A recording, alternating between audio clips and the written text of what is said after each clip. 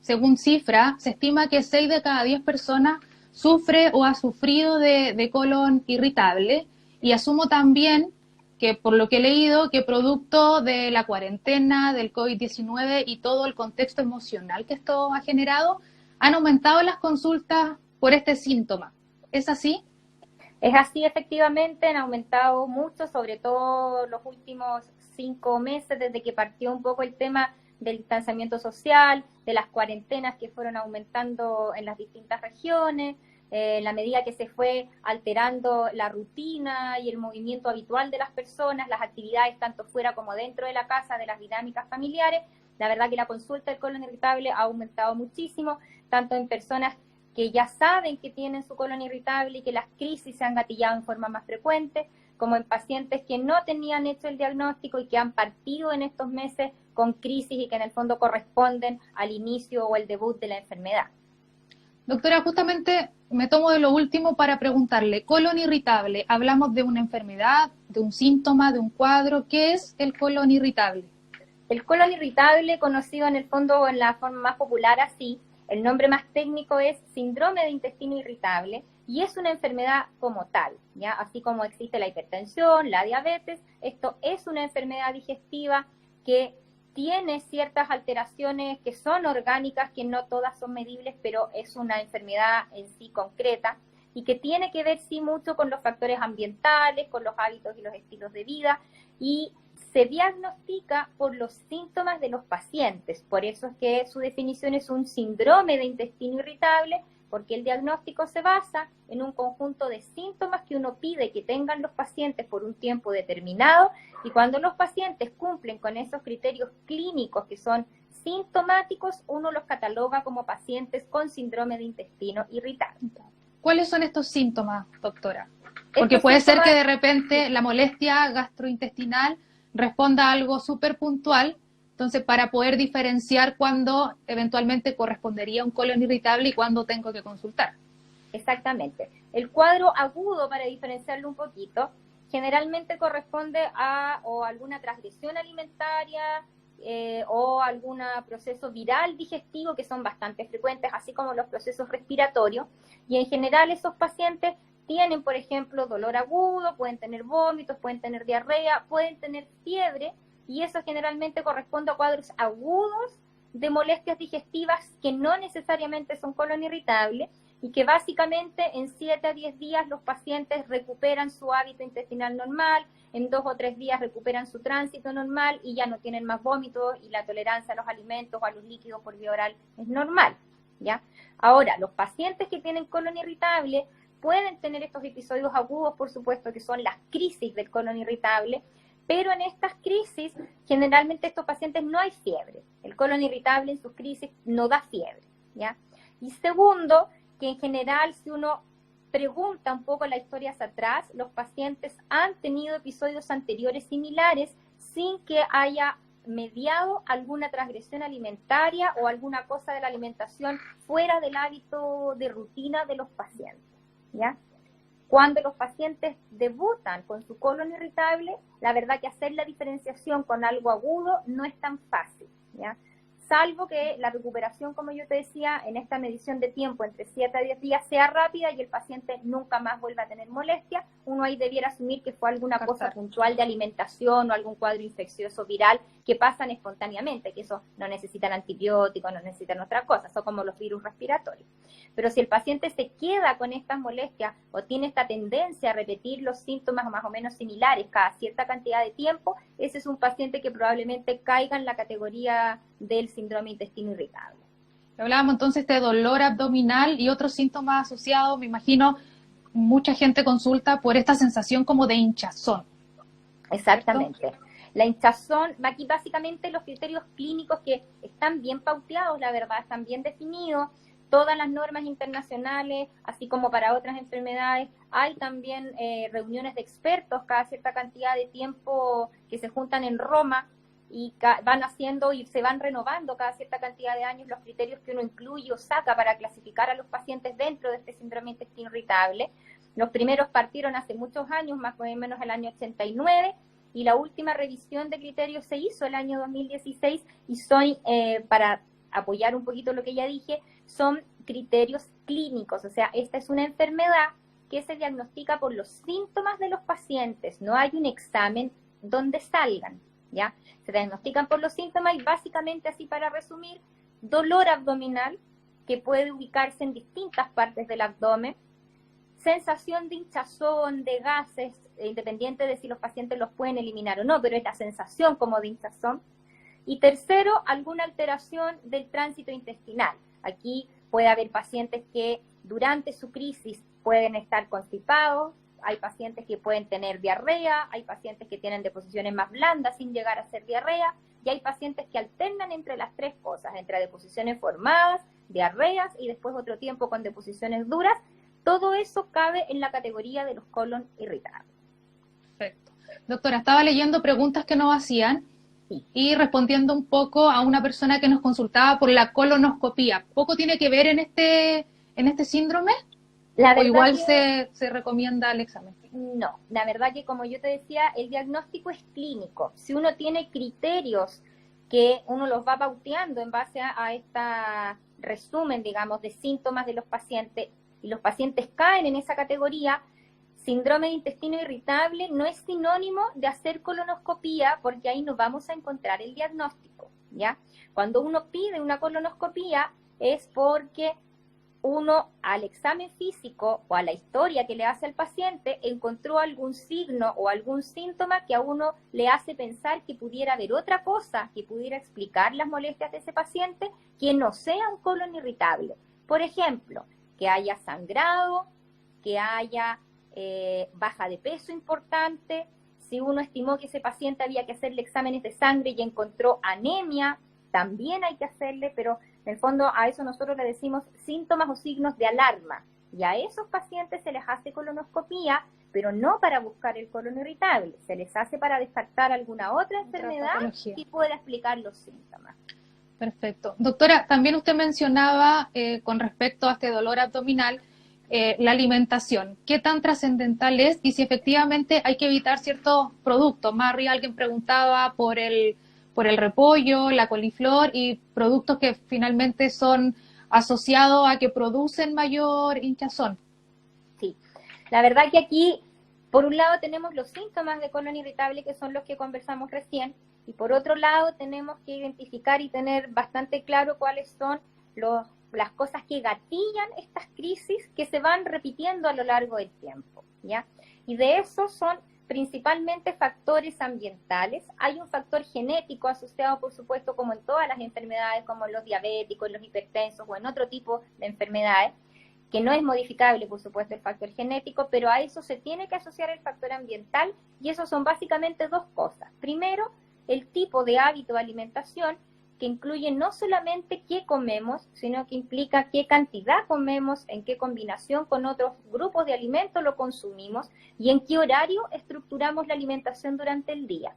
Y segundo, con la parte de salud mental, porque tiene una alta relación con periodos de estrés que pueden ser cosas puntuales que provoquen estrés en algún paciente, o pacientes que por alguna razón familiar, laboral o de la índole que sea, tienen un estrés crónico prolongado. Cualquiera de este tipo de alteraciones del área de salud mental, más el hábito de alimentación, son los factores ambientales que en general gatillan las crisis de colon irritable. Doctora, y un paciente que ha tenido varias crisis o situaciones que se presentan estos síntomas que usted mencionaba, ya sea uno o los tres que mencionaba a modo de criterio, va al médico. Generalmente, ¿cuál es el tratamiento para el colon irritable? ¿Farmacológico, cambios de hábito en la alimentación? El tratamiento, la verdad que esto yo siempre les trato de explicar un poco más gráfico a mis pacientes, es como tener una mesa de 3 patas, ¿ya? Si alguna de las patas no está bien consolidada, la mesa no se va a estabilizar y uno no la va a poder lograr parar jamás, ¿ya? Dentro de este síndrome de intestino irritable, esas patas, digamos, vendrían siendo, por un lado, manejar el tema de la salud mental, que eso es bastante importante. Si eso no tiene una solución consistente, los síntomas muchas veces, aunque se corrijan los demás factores, no se pasan en la medida que los pacientes les gustaría que se aliviaran, ¿ya? Por lo tanto, eso incluye el manejo con algunas cosas que signifique canalizar o liberar el estrés o la ansiedad a través de otras cosas. Y eso va desde la actividad física, desde buscar hobbies, hasta en los casos más extremos, si eso es necesario, las terapias y los tratamientos con el psiquiatra y con el psicólogo, pero hay que manejarlo en forma importante y bien, ¿ya? Segundo, viene el área de la alimentación, y en general nosotros los gastroenterólogos trabajamos mucho con las nutricionistas que se manejan en el tema del colon irritable, porque aquí hay una serie de elementos que hay que ordenar, una serie de elementos que hay que objetivar para ver realmente qué están comiendo los pacientes, en qué horario se lo están comiendo, en qué cantidades, y a eso se le puede sacar mucho rendimiento, pero aquí no hay una receta de cocina que sirva para todos los pacientes de colon irritable igual. Cada uno tolera una cantidad distinta de los diferentes grupos de alimentos a horas diferentes, por lo tanto aquí el trabajo con la nutricionista es fundamental para hacer una pauta paciente a paciente. Lo que se da también depende de la actividad física que tengan los pacientes y así uno va armando la pauta personalizada, que es la idea en el fondo. Y tercero, vienen los medicamentos que uno puede usar.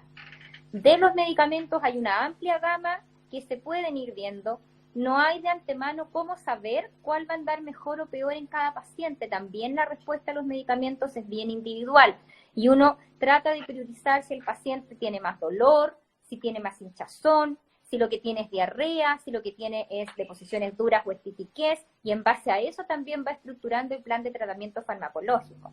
Pero en el fondo el mensaje es que aquí tienen que ir las tres cosas de la mano. Solo los medicamentos no son suficientes si no van acompañados de la revisión del hábito nutricional y además del manejo de la salud mental. Doctora, más arriba alguien comentaba, estaba buscando la pregunta sobre el omeprazol, que es un medicamento bastante común dentro del mundo gastro. ¿Se utiliza como tratamiento para el colon irritable? La verdad que el omeprazol o todos los similares no son un tratamiento para el síndrome de intestino irritable porque no tiene acción a nivel del colon, que es el órgano que está afectado en este síndrome, ¿ya? Lo que sucede es que muchas veces el síndrome de intestino irritable es parte de otros trastornos que todos juntos se llaman trastornos funcionales del tubo digestivo, trastornos de funcionalidad del tubo digestivo. Y muchas veces el colon irritable tiene síntomas que se traslapan con otras enfermedades funcionales, como la dispepsia, como los reflujos, y muchas veces cuando los síntomas se traslapan un poco, uno deja algún omeprazol o algún derivado, pero no es para el paciente que tiene solo síntomas de colon irritable. A ese paciente, ese fármaco en particular no le va a servir. Perfecto. Doctora, otra pregunta. La polifarmacia, el hecho de tomar varios medicamentos, ¿influyen, preguntan acá, en la hinchazón? Depende de qué fármaco, ¿ya? Los medicamentos en general que se dan para la hipertensión no tienen ningún rol en aumentar la probabilidad o en aumentar las crisis en los pacientes que ya saben que tienen colon irritable. Los medicamentos que también se usan ahora harto, que son los para manejar las alteraciones tiroideas, el Eutirox para los hipotiroidismos, que es bien frecuente, tampoco tienen ninguna relevancia en el colon irritable.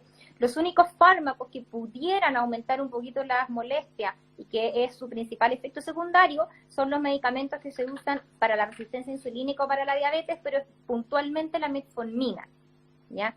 Y en esos pacientes lo que uno debiera tratar de hacer es o reducir las dosis o conversar con el diabetólogo que lo está evaluando, si es posible cambiar el medicamento para disminuir un poco. Ahora, no es que los fármacos produzcan el colon irritable, son factores que se van agregando. Perfecto.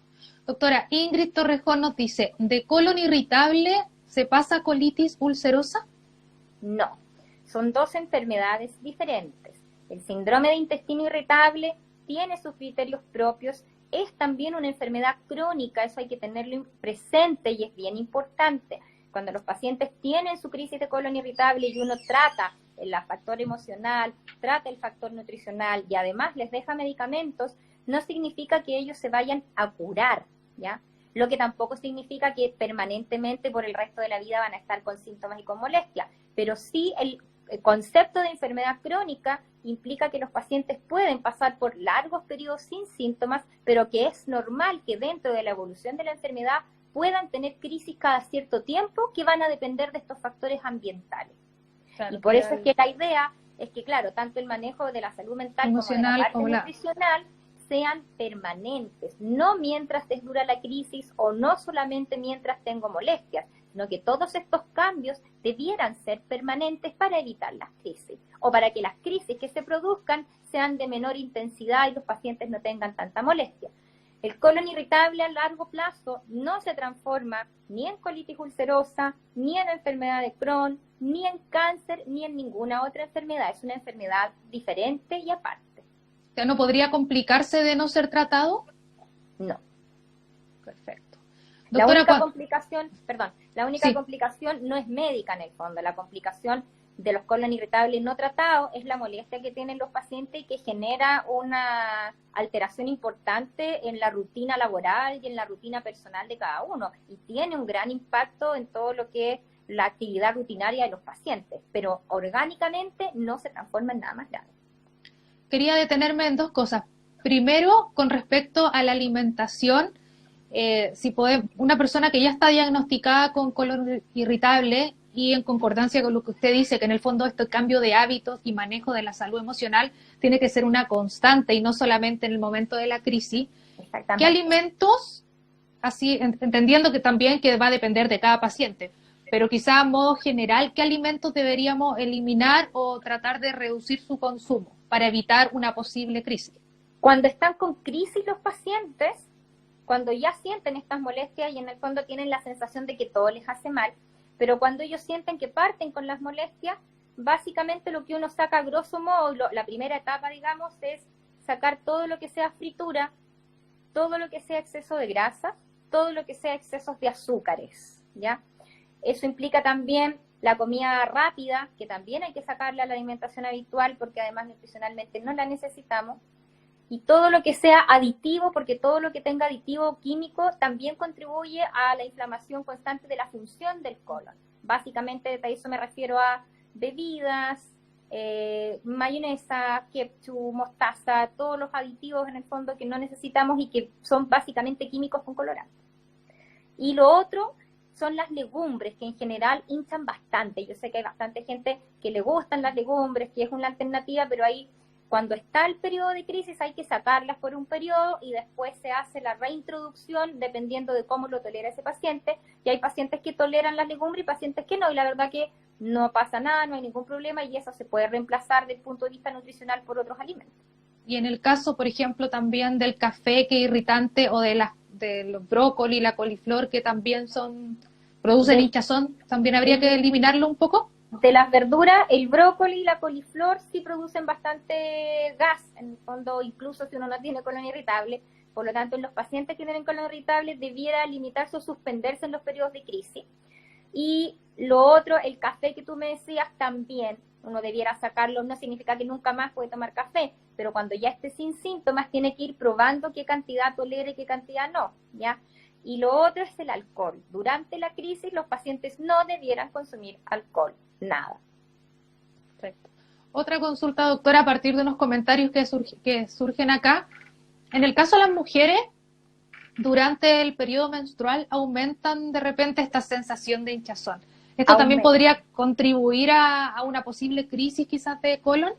Sí, y es bien frecuente que durante los periodos menstruales también las mujeres consultan bastante, básicamente porque funcionan con un colon que habitualmente está un poco más lleno de aire o está un poco más distendido o la percepción de hinchazón es más sensible en esas pacientes y si a eso agregamos la inflamación uterina del ciclo menstrual, por supuesto que al final terminamos con un abdomen bastante distendido y eso provoca una molestia concreta y real. Y sigo hablando de mujeres. ¿Es verdad que el colon irritable es más frecuente en nosotras que en los hombres? ¿Y a qué se debe? Es más frecuente en las mujeres. Muchas veces tiene que ver con los sistemas de alimentación, más que nada muchas veces por los horarios de los trabajos, que no siempre se puede hacer el sistema de alimentación como corresponde en horario. y muchas veces además por el tema de que las mujeres tratamos de hacer varias cosas a la vez, tratamos de hacer todo bien y de rendir en todas las cosas en la casa con los niños, en el trabajo, y eso va provocando un estrés crónico que a la larga a nosotras nos pasa más la cuenta. Doctora, aquí G. Rodrigo Yarce nos dice, ¿los prebióticos o probióticos son eficaces para el síndrome de intestino irritable? Hay algunos que está demostrado que sirven, hay otros que no. Las mezclas en general de probióticos sirven en algunos casos muy puntuales. La mayoría de los estudios que se han hecho en el INTA, que son los estudios más serios y con más número de pacientes, la verdad que hay ciertas cepas de probióticos que está probada que sirven en el intestino irritable, pero esas cepas sí sirven y son parte del tratamiento. Vamos a ver qué más nos consultan. Lupe Quilodrán dice, ¿es normal que las crisis sean diarias? Puede ser, porque en el fondo no es que la crisis sea diaria, es una misma crisis que da síntomas todos los días y que en el fondo no ha sido controlada, pero es la misma crisis que se puede prolongar por varias semanas con síntomas todos los días. Y ahí entonces la recomendación sería que prontamente, digamos, consulte con un especialista que pueda... Consulte. Ahora, sobre todo en las regiones, muchas veces en Santiago igual, porque hay más especialistas, pero hay más cantidad de habitantes, no siempre está disponible la hora inmediata, ¿ya? Ahora, el colon irritable, uno por supuesto como especialista puede hacer el manejo fino, pero todo lo que es la base del manejo pudiera verla un internista y después, posteriormente, si es que está complicado el manejo, verlo con el especialista. Pero en el fondo sí tiene que verse más que nada en esta búsqueda personal de lo que es la alimentación y lo que es el medicamento que a cada paciente le va a servir. Perfecto. Justamente con respecto a los medicamentos, Creaciones Lorellas dice, ¿la domperidona sirve para el colon irritable? No, la domperidona es un medicamento que está hecho básicamente como ayuda a los pacientes que tienen algún grado de reflujo, de dispepsia, que como mencionamos antes son otro tipo de enfermedades funcionales que tienen que ver más con el vaciamiento del estómago, con la cantidad de ácido que se devuelve hacia arriba, pero no son parte ni sirven para el manejo del colon irritable propiamente tal. Perfecto. Otra consulta también con respecto a medicamentos. MDB Salazar dice, yo tomo Lerogin. ¿Es un buen medicamento? El Lerogin es un buen medicamento. Todos los medicamentos que nosotros actualmente tenemos disponibles para el colon irritable son buenos medicamentos, pero ahí entramos en la disquisición fina de que no todos son igual. Si yo tengo 10 pacientes con colon irritable, puede que en 5 el Lerogin a mí me funcione y efectivamente les disminuye la hinchazón, les disminuye el dolor, y en los otros 5 no tenga mayor efecto. Entonces hay un contexto individual también en la respuesta a los fármacos, a los medicamentos. Y la otra arista de los fármacos en general es que también depende del tipo de colon irritable que tengan los pacientes, como hablábamos de esto, que a veces tienen más predominio de estitiqueas, a veces tienen más predominio de diarrea, también depende de eso el efecto de los medicamentos. Doctora, y justamente con respecto a los síntomas o efectos que provoca el colon irritable, Vale Aceram dice, doctora, me da mucho dolor en la boca del estómago y lo único que me quita el dolor son los vómitos. Quisiera saber si el color del vómito influye o se asocia a alguna patología. No, salvo que en el fondo los pacientes vomiten sangre, francamente que eso hay que ir al servicio de urgencia y hay que hospitalizarlos para estudiarlo. El color o las características de los vómitos, la verdad que son muy inespecíficos y no orientan hacia ninguna cosa en particular. Y el colon irritable muchas veces en sí no da vómitos, pero como también lo mencionamos en algún momento, sí se puede traslapar con otras enfermedades funcionales, básicamente con la dispepsia, y eso sí puede provocar vómitos, pero son del mismo espectro de las enfermedades funcionales. Perfecto. Aquí, Rally Rocker, no sé si lo leí bien, pero dice, ¿cómo se diferencia el síndrome de colon irritable de la enfermedad celíaca? Básicamente, dentro del estudio que uno pudiera plantear en algunos pacientes, por ejemplo, los pacientes que tienen anemia o que tienen diarreas crónicas prolongadas, que es distinto. Los pacientes que tienen colon irritable en general, entre medio de sus crisis, tienen días de deposiciones más formadas y tienen días de diarrea en que la diarrea puede ser incluso que dura un día, o es más, puede dentro del mismo día haber 2 episodios de diarrea y en la tarde haber una deposición más formada. Los pacientes con diarrea crónica son los pacientes que en forma continua, por más de 4 semanas tienen diarrea constante. Esos pacientes o los pacientes que tienen anemia, uno piensa en la enfermedad celíaca y eso se diagnostica por exámenes de sangre más una endoscopía con una biopsia de duodeno, pero en el fondo tiene que haber la sospecha clínica para poder pedirlo. Ahora, dentro de los pacientes que tienen colon irritable, cuando uno estima necesario pedir exámenes de laboratorio de sangre, en general incluye la serología celíaca porque a veces pudieran pasar, digamos, algunos enfermos celíacos como colon irritable. Perfecto. Ahora, G. Riveros 1616 dice, además de la diarrea y la hinchazón, ¿es normal tener sonidos fuertes de guatita?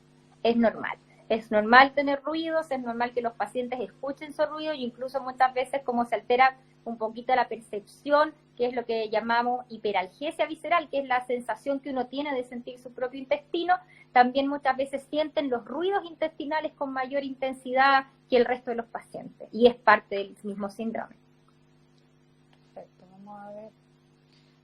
Jani Contreras pregunta si es aconsejable el té verde. El té verde, la verdad que se puede tomar. El té negro, por ejemplo, si los pacientes lo toman muy cargado desde el punto de vista digestivo, es equivalente a tomar café durante las crisis. Por lo tanto, el té verde, la verdad que no tiene ninguna contraindicación. Otra pregunta, doctora, porque ya dijimos que era más frecuente en las mujeres. Sí. ¿Es también o es transversal a distintas edades, más frecuente en los adultos? ¿Hay niños con colon irritable? Sí, hay niños que pueden tener criterios de colon irritable, los gastroenterólogos pediatras que por supuesto tienen amplia experiencia en eso, cada vez están viendo más y ellos también tienen, así como los adultos tienen sus criterios clínicos, también hay criterios clínicos para diagnosticar niños con síndrome de intestino irritable y adolescentes con síndrome de intestino irritable y que la frecuencia también ha ido aumentando en los últimos años, igual que en los adultos. Bueno, y de ahí también se desprende, me imagino que tiene un componente genético el que un niño pueda tener, lo que usted mencionaba antes, que pueda presentar la enfermedad. Exactamente, hay un componente genético que es en el fondo el factor no modificable, pero también ese niño, además de la carga genética que tenga heredada de sus padres, tiene heredados los modelos de alimentación, tiene heredados los modelos de funcionamiento emocional. Por lo tanto, ese niño en realidad es el heredero de todos los hábitos, además de la genética. Y eso, por supuesto, contribuye a que todos estos factores ambientales que hay que manejar como parte del tratamiento también influyan en ese niño dentro del contexto de la casa. Por lo tanto, es habitual que si los padres, alguno de los dos o los dos, tienen colon irritable, los niños puedan desarrollar. Perfecto. Ahora respondamos a la doctora a Johnny Vergara B. Dice, doctora, ¿por qué duele la espalda mientras tenemos crisis de colon irritable? Básicamente porque como parte de los criterios diagnósticos es la sensación de hinchazón, porque el colon se llena un poco más de aire y los pacientes tienen la sensación de gases. Esos gases muchas veces, como distienden el abdomen, dan un dolor que se puede irradiar hacia la zona debajo de las costillas, se pueden irradiar al tórax, incluso que hay a veces algunos pacientes que piensan como que tienen alguna enfermedad del corazón, y se pueden irradiar también hacia la espalda, pero en el fondo son dolores reflejos secundarios a la distensión por hinchazón. Doctora, y un paciente que está teniendo una crisis de colon irritable, ¿esta crisis cuánto podría durar y qué debe hacer durante la crisis? Es bien relativo. Hay pacientes que con estas crisis que son más leves pueden estar varios días y esos varios días transformarse en varias semanas. Y hay pacientes que están, por ejemplo, 5 o 6 días con crisis severas, que tienen que quedarse en cama por el dolor abdominal o por la diarrea o al revés, porque la constipación les produce más hinchazón. Entonces, la severidad de los síntomas es absolutamente variable de paciente a paciente. Ahora, en cada crisis, sí uno debiera hacer lo que mencionamos hace un momento, que es revisar el hábito de alimentación, sacar todos los alimentos que mencionamos, independiente de qué tipo de crisis tenga, porque eso va a aumentar las molestias. Y por supuesto, siempre estar atento y no olvidarse del factor emocional, que es bastante importante. O sea, eso es fundamental. Perfecto. Ahora, H. Solar pregunta si el colon irritable se confunde con intolerancia a la lactosa. Muchas veces se puede mezclar. La intolerancia a la lactosa es una intolerancia específica que se puede medir con un test de aire expirado si uno quiere hacer algo más objetivo. Muchas veces los pacientes con colon irritable pueden tener algo que se llama sobrecrecimiento bacteriano, que también son enfermedades de funcionamiento, y muchas veces esto provoca algún grado de intolerancia a la lactosa. Si uno, como yo te mencionaba, quisiera ser más objetivo, existen exámenes para medir la intolerancia a la lactosa, para saber si ese paciente en puntual o en especial tiene o no tiene, y si uno no tiene el método a mano para poder hacerlo, se puede hacer una prueba empírica, que eso significa dejar a ese paciente 3 o 4 semanas con una alimentación o con una dieta sin lactosa, y eso implica varias cosas, porque hay varias cosas que tienen lactosa, y ver si los síntomas mejoran o no mejoran. Perfecto. Doctora, una pregunta que tiene que ver con colon, pero no irritable precisamente, que es de Linda73. Dice, mi madre falleció de cáncer de colon. Nos recomendaron realizarnos una colonoscopía. ¿Es necesario o solo hay que hacerla para descartar o frente a algún síntoma? No, en los casos, que esto claro, escapa un poquito al tema, pero para contestarle porque es importante la consulta, los pacientes que son hijos de padres que han tenido cáncer de colon tienen más riesgo que la población general de tener cáncer de colon. Por lo tanto, el control parte con esos hijos con una primera colonoscopía basal, pero tiene que haber un control, y eso es así, por prevención. Perfecto. Ahora sí, retomamos el tema y tiene que ver con los probióticos, porque Rosana y la Vaca le gustaría saber cuáles probióticos podría consumir. Ahí la verdad que, como te digo, hay una amplia gama de probióticos, hay muchas marcas comerciales, igual que con los productos para el dolor, como mencionaba alguien, el Lerogil, hay otros más que se pueden usar. Los tipos de probióticos también se van eligiendo, digamos, dependiendo del síntoma predominante de los pacientes, pero no hay uno, por ejemplo, que les sirva a todo. Y ahí de repente uno deja probióticos y ese paciente no anda también con los probióticos y tiene que cambiarse a otro medicamento. O sea, hay que ir viendo caso a caso de cada paciente. Doctora, una pregunta que me parece interesante abordar de Adriana. Dice, tengo colon irritable y soy vegetariana. ¿Cuál sería un sustituto de las legumbres? Sí, en este sentido los vegetarianos la verdad que son uno de los pacientes más beneficiados con el apoyo de la nutricionista, porque justamente nos empezamos a quedar un poco sin alternativas y muchas veces terminan al final comiendo mucho hidrato de carbono dentro de la alimentación. Ahora, se puede reemplazar, por ejemplo, por la proteína de soya, se puede reemplazar por la proteína del lácteo si es que no tienen alguna sensación de malestar con los lácteos, y uno puede, por ejemplo, en esos casos partir de entrada con los lácteos sin lactosa. Y si en los vegetarianos, además, es bien importante regular la cantidad de fibra que ellos se comen durante el día. Fibra significa fruta, verdura, alimentos integrales, cereales, semillas, porque aquí en la cantidad de fibra, no es que mientras más siempre sea mejor. Hay una cantidad máxima de fibra que uno debiera consumir al día, y sobre esa cantidad no ayuda al tránsito intestinal y sí contribuye a la hinchazón, porque todo eso son alimentos que no se metabolizan, por lo tanto no se absorben y retienen agua y hacen que uno se hinche en forma bastante importante. Por lo tanto, específicamente en los vegetarianos uno tiene que revisar la cantidad de fibra que ellos comen y tratar de priorizar, como yo te decía, las proteínas de soya, las proteínas lácteas. Perfecto. ¿Y hay como algún ideal, alguna porción ideal de fibra? 30 gramos al día. Ahora, Vargas M. Juan pregunta si hay algún método natural para proteger el colon. Métodos naturales, la verdad que demostrado absolutamente no hay ninguno. Ahora, de todas las cosas alternativas que los pacientes pueden hacer, la verdad que la recomendación es que lo que cada uno sienta que le hace bien, ¿ya? De las aguas de hierba, por ejemplo, que es una consulta habitual, no tienen ninguna contraindicación, pero cuál es mejor o peor también depende de cómo se sienta cada paciente en relación a la ingesta de cosas puntuales. Perfecto. Finalmente depende de cada caso y del historial del clínico. Historial hacia atrás, por supuesto. Claro. A ver, bueno, de nuevo nos vuelven a preguntar por un medicamento, dice trimebutina, ¿sirve? Sirve, pero también hay que verlo porque no todos los pacientes responden al dolor. El trimebutina es un medicamento que se prefiere dejar en los pacientes que tienen más predominio de constipación, más predominio de diarrea y no en los que tienen más predominio de constipación, pero también hay que irlo viendo ahí dependiendo de cada paciente cuáles sean sus síntomas, cuál sea su alteración del tránsito intestinal predominante. Y ahora Narupa pregunta por qué la palta le hincha. ¿Tiene algún componente de la palta que pueda provocar esto?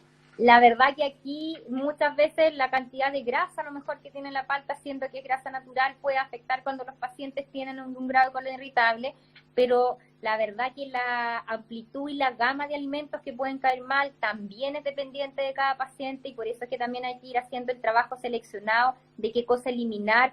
Muchas veces se produce esto como bola de nieve, de que al final todo empieza a caer mal, y muchas veces lo que hacemos cuando partimos con la reestructuración alimenticia es sacar varios grupos de alimentos y después reintroducirlos de a uno y ver la tolerancia, y muchas veces vuelven a tolerar cosas que ya no podían comer. Pero la verdad que componentes específicos, salvo los grandes grupos que conversamos, no hay, y el resto es toda tolerancia individual. Ahora también con esta preguntan sobre esta confusión de síntomas que puede darse a veces. Ivy Casanova dice, ¿la inflamación de vesícula puede confundir con los síntomas del colon irritable? Puede confundir en general si el dolor se ubica, por ejemplo, en el lado derecho, abajo de la costilla, y es un paciente que no está operado de la vesícula, y el dolor es muy puntual en esa zona. Uno muchas veces pide ecografías abdominales justamente para ver si la vesícula tiene cálculos o no. Es distinto, por ejemplo, el paciente que en general tiene predominio de dolor a ese lado, pero si uno palpa ese abdomen, tiene meteorismo o hinchazón generalizada, tiene dolor en otras partes cuando uno lo toca. Entonces ahí también va a depender un poco del examen físico de ese paciente. Perfecto. Otra pregunta, sin duda el tema da para mucho, doctora. Dice Eileen Ancestral, tengo sangrado en las heces y tengo acidez crónica. ¿Qué es lo que podría estar causando eso? La acidez crónica, y básicamente hay que discriminar si lo que ella tiene es un reflujo gastroesofágico o una dispepsia funcional, que están dentro del espectro de estas enfermedades funcionales y que tienen un manejo un poquito diferente. Y la sangre en las deposiciones, esa habría que investigarlo un poco más. Muchas veces en pacientes jóvenes sin otros antecedentes pueden ser hemorroides internos, pero siempre el sangrado es algo que hay que investigar y que hay que estudiar. Perfecto. También nos comenta Ana Cárcamo, dice, en las mañanas me levanto con mucho dolor y siento que se me anudan los intestinos. ¿Será parte de mi colon irritable? Pudiera ser. Ahora, si tiene dolor constante, sí, y esta sensación como de cólico, que es como el retorcijón que refieren los pacientes, también es bastante frecuente. Perfecto. Sé que lo mencionó al inicio, pero para la gente que se viene incorporando, Paz Milos, por ejemplo, pregunta si el meteorismo tiene relación con el colon irritable. Sí, de hecho es uno de los criterios diagnósticos para el colon irritable. Otra pregunta. Bueno, el dolor de espalda que delante también comentamos. Que es producto de la sensación de hinchazón también. ¿La sensación de ardor en el estómago podría ser también un síntoma de colon irritable? Generalmente eso es lo que conversamos, que es dispepsia. Perfecto. Y que se traslapa un poco con el colon irritable, pero también son enfermedades funcionales. Dice, en periodo menstrual, ¿qué se puede tomar para aliviar los síntomas de inflamación de colon? Básicamente, en el periodo menstrual, las pacientes debieran tener su tratamiento de colon irritable, y que eso va a ser individualizado para cada paciente, y eso lo pueden usar en los periodos menstruales igual. Y sí, lo que hay que tratar dentro de lo que se pueda evitar es que si justo coincide que están con una crisis de colon o se sienten que se desencadenan las crisis de colon en relación al periodo menstrual, tratar de limitar un poquito el uso de los antiinflamatorios, ¿ya? Y tratar de privilegiar los antiespasmódicos, que también sirven para la contracción uterina. El paracetamol, por ejemplo, es un medicamento que no causa ningún daño a nivel digestivo, a diferencia de los antiinflamatorios usados en forma muy prolongada. Perfecto. Otra pregunta, veamos entonces. Me dio una crisis de colon, además tuve años atrás pancreatitis. ¿Hay alguna relación? No, son enfermedades diferentes. La pancreatitis tiene otras causas y es una inflamación del páncreas que se debe a diversos factores, y tiene distintos manejos, por supuesto, distintos tratamientos, pero es aparte del colon irritable. Ahora, un paciente puede, por supuesto, tener colon irritable y además puede tener otras enfermedades, pero no tienen relación las dos. Perfecto.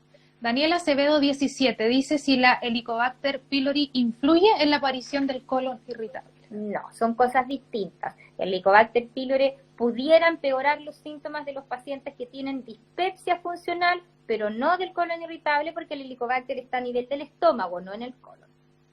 Perfecto. Y bueno, lo comentábamos nosotras anterior a esta transmisión, pero para responderle a Sandra Carolina Aguilera, ¿el colon irritable contribuye a desarrollar crisis de diverticulosis? Perdón. No, también son cosas distintas. La diverticulosis es que uno en un escáner o en una colonoscopía que se hace por distintas razones, se encuentran divertículos en el colon. Eso es tener diverticulosis, ¿ya? El colon irritable no sale en ningún examen y no tiene relación con la diverticulosis. También son cosas diferentes. María Jesús Altamirano. Bueno, vamos a hacer una excepción porque ya lo había comentado la doctora, pero si puede repetir aquellos alimentos que hay que evitar durante la crisis. Básicamente todo lo que tenga frituras, toda la comida con exceso de grasa, todas las comidas con excesos de azúcares refinadas, todo lo que es comida rápida o chatarra, bebidas, café, chocolates, mayonesa, ketchup, mostaza, embutido. ¿Se recomienda, doctora, en este ámbito de la alimentación, reemplazar quizás el pan por la avena?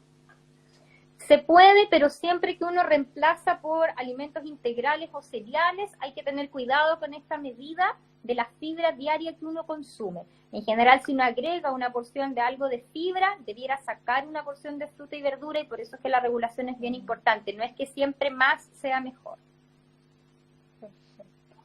Doctora, el título de la conversación, como lo comunicamos, era ¿colon irritable se puede prevenir? Es así pensando en que si uno siguiese ciertos hábitos alimenticios, si mantuviese controlada la salud emocional, sacando la genética obviamente de lado, ¿podríamos prevenir crisis o debutar con colon irritable? Pudiera efectivamente prevenirse. Ahora, el factor genético que no podemos manejar también es un factor tan importante como los demás. Probablemente lo que pasa incluso en los pacientes que uno trata y que tiene bien controlado y que tienen su colon irritable bien conocido y que saben ya cuál es más o menos su pauta de alimentación y todo, muchas veces cuando hay algún factor tensional igual tienen crisis, pero el manejar estos factores permite muchas veces que las crisis no sean tan severas, no sean tan frecuentes y que por lo tanto el malestar o la alteración de las actividades rutinarias de los pacientes no tenga tanta repercusión. Perfecto. Doctora, si podemos graficarle a Carmen.12 Araya, ¿cuánto es 30 gramos en porción de fruta y verdura? Más o menos son 4 o 5 porciones de frutas o verduras de ambas cosas durante el día. Si uno quisiera agregar una porción, tiene de integrales, de cereales o de semillas, debiera sacar las otras cosas. Perfecto. Ahora nos pregunta Nerupa nuevamente, ¿en qué alimentos no tan caros puedo encontrar fibra? En general, en varios alimentos, todas las frutas y todas las verduras tienen fibras, más o menos, pero todas tienen. Lo integral, todo también es fibra y todo lo que tenga semillas también. Perfecto. Y para ir cerrando ya, doctora, y esto es uno de los temas que conversamos al inicio como factor gatillante, pero le respondemos a Katy Mije. ¿El estrés afecta mucho al colon irritable? Muchísimo, tiene factores de salud mental, que en el fondo es así como definimos en grandes rasgos nosotros ese factor, que son importantes, que hay que manejar y que eso tiene que ser abordado de forma seria, tiene que ser muchas veces manejado con psicólogos, con psiquiatras, más el hábito del ejercicio, que por supuesto que también sirve, pero ese factor hay que manejarlo en forma correcta y no en el fondo dejarlo para cuando ya se haya pasado la crisis de colon irritable, porque probablemente esa crisis no va a quedar bien controlada. Perfecto. Doctora, bueno, a modo de resumen entonces, entendiendo una persona que es diagnosticada con colon irritable, aparte del tratamiento farmacológico que va a depender de cada paciente según su historial clínico y cómo lo evalúa el médico, están los cambios de hábito alimenticio y también tener un buen manejo de la salud emocional. Ahora bien, y para cerrar por parte suya, porque muchas veces, y lo hablamos también al inicio, uno come algo y le cae mal y puede decir, es por esto en el fondo mi molestia. ¿Cuáles serían, o frente a qué molestias yo sí o sí tengo que ir a un especialista o a un internista, como lo mencionaba anteriormente? Mira, principalmente una de las razones o los síntomas de alarma, que es lo que nosotros resumimos, son los pacientes que sangran. Los pacientes que sangran tienen que consultar. Ahora hay que diferenciar ahí un poquito el tipo de sangrado, que es importante. El paciente que sangra en forma abundante y que en el fondo va al baño y en vez de deposiciones sale sangre abundante, ese paciente no tiene que esperar una consulta médica con hora porque se va a demorar. Ese paciente se tiene que ir a un servicio de urgencia para ver si es necesario hospitalizarlo para estudiarse, ¿ya?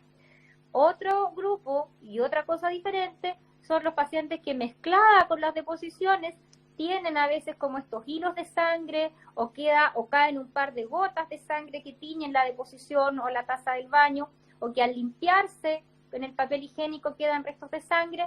Esos pacientes debieran consultar, pueden esperar una hora con el especialista, pero esos pacientes en general uno pudiera y debiera hacerles un estudio un poquitito mayor. Perfecto. Doctora, bueno, más que claro, agradecer que haya aceptado esta invitación. Sin duda todos los tips, consejos y señales de alerta, de alarma, nos van a servir a todos quienes conversamos con usted, a quienes nos acompañaron también y participaron de esta sesión.